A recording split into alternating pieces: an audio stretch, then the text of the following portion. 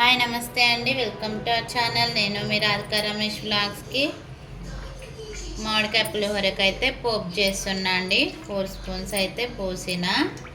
ఇటువైపు మామిడికాయ తురుముకు పోపు చేస్తున్నా అండి. ఇది మామిడికాయ తురుము తాలింపు పెడుతున్నా. 3 స్పూన్స్ పోసుకున్న ఆయిల్. ఇలా అయితే తురుము పెట్టినా అండి. ఇదైతే ఇది పులిహోరకి ఇదైతే పచ్చడి కలుపుతా అండి. కరివేపాకు, పచ్చిమిర్చి, పల్లీలు, పచ్చళ్ళలోకి ఎల్లిపాయలు దంచుకున్న, ఇంగుమ, పసుపు, జీలకర్ర,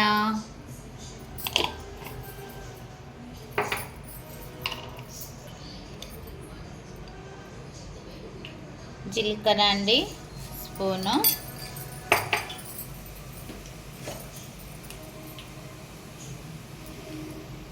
పచ్చిమిర్చి, పల్లీలు వేసిన అండి.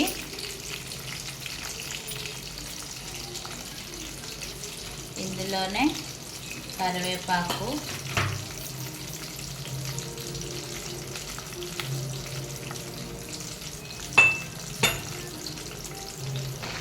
ఇది కొంచెం మగ్గేసరికి మనం పచ్చడికి పోపు చేద్దామండి. జీలకర్ర ఎక్కువ హీట్గా అవసరం ఏం లేదండి. అది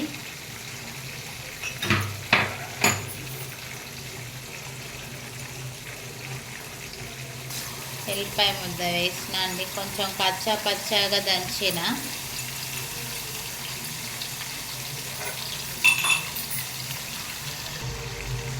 ఇందులోనే కరివేపాకు,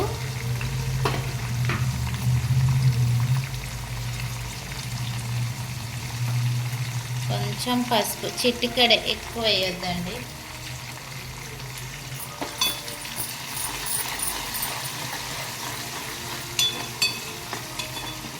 ఇది చల్లారాక కలుపుకుందాం. ఈ వేడిక ఈ కరివేపాకు ఇదంతా మగ్గుతుంది. బంద్ చేస్తున్నా అండి, స్టవ్ ఆఫ్ చేస్తున్నా.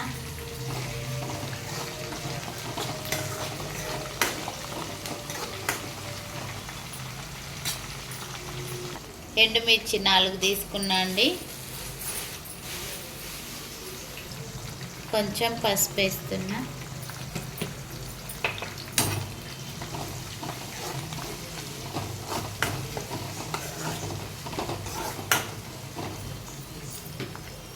మామిడికాయ అన్నానికి కలపవచ్చు, పోపును కూడా వేయచ్చు అండి. నేనైతే పోపునే వేస్తాను ఎక్కువ.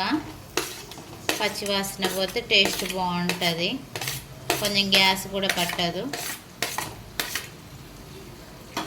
టేస్ట్ బాగుంటుందండి.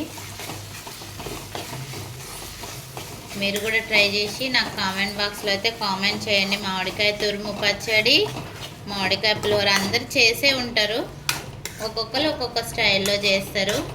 ఈ రాధికక్క మాత్రం ఈ స్టైల్, మీ రాధికక్క స్టైల్. ఓకే అండి, మగ్గింది. కొంచెం అయితే ఇంగువ పొడి వేస్తున్నా.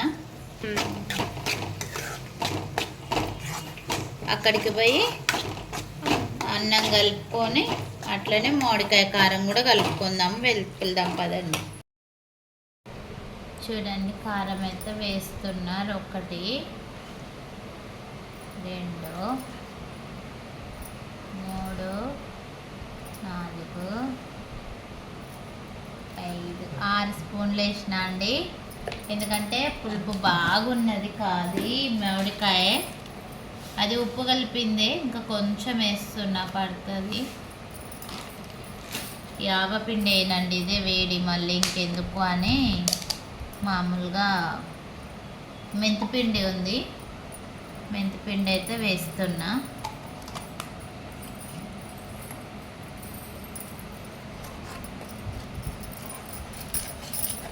మన ఏ పచ్చడికైనా నూనె ఇట్లా కలవాలండి. కలిస్తే మంచిగా నిమ్మకాయకైనా ఏ పచ్చడికైనా ఇట్లా కలిస్తే మంచిగా ఊరుతుంది, బాగుంటుంది. ఇప్పుడైతే తురుము కలుపుతున్నా. ఇది పండింది కాదండి, కొంచెం దోరగా ఉంది అంతే, ఈ కలర్లో ఉంది, కానీ బాగుంటుంది టేస్ట్.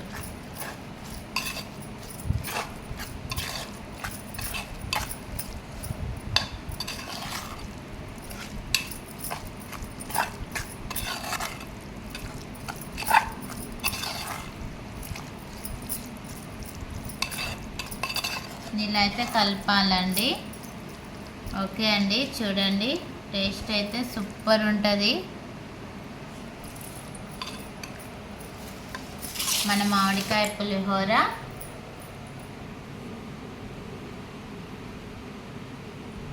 తెల్లగా.